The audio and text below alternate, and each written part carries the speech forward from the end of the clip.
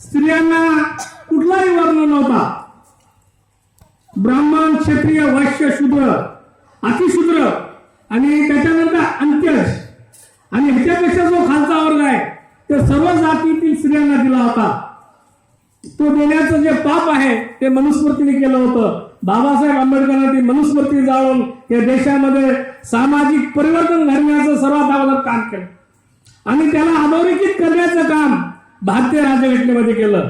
म्हणून मला असं वाटतं की या देशातील तमाम स्त्रिया ज्या कुठल्या जातीच्या, धर्माच्या, पंथाच्या असो त्या बाबासाहेबांच्या ऋणी आहेत आणि ऋणी राहतील.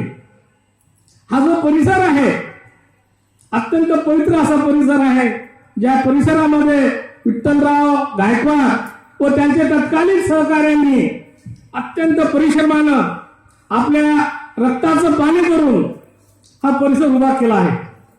100 कोटीचा कारखाना 600 लोकांचे रोजगार देतो, 600 लोकांचे कुटुंब चालवतो. राज्यामध्ये कुठलाही सहकारी कारखाना सध्या चालू नाही. सूतगिरणीचा, आपल्या शेजारचा वसमतचा जयप्रकाश दांडेगावकरचा कारखाना असो किंवा पतंगराव कदमाचा पुण्याचा कारखाना असो ते बंद पडलेले आहेत.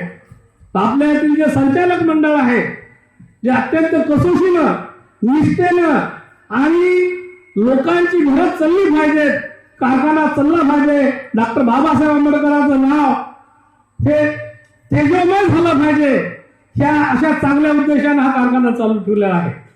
समस्या असतील, समस्याशिवाय जीवन नाही. आपल्या जीवनामध्ये, नोकरीमध्ये, पगारामध्ये काही समस्या असतील त्यात वाद नाही, परंतु इथलं जे संचालक मंडळ आहे त्या आपल्या परीनं निस्तरण्याचं काम करीत आहे.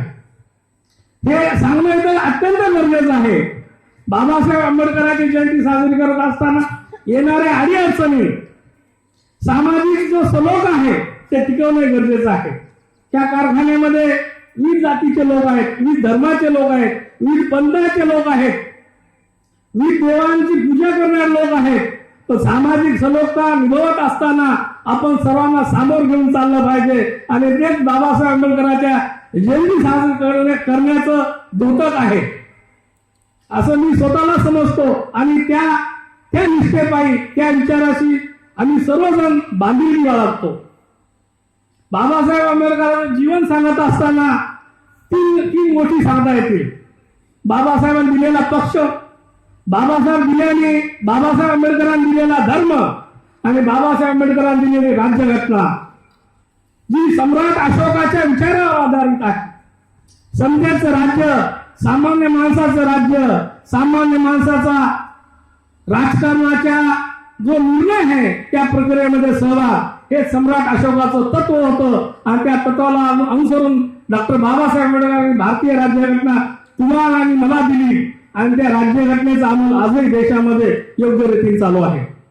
असं सांगितलं जातं जोपर्यंत चंद्र सूर्य असेल, जोपर्यंत या देशामध्ये, त्या जगामध्ये पृथ्वी आणि आकाश असेल, तो बाबासाहेब आंबेडकरांचा विचार हा सोबतीत तुम्हाला आणि मला मार्गदर्शन करणार आहे.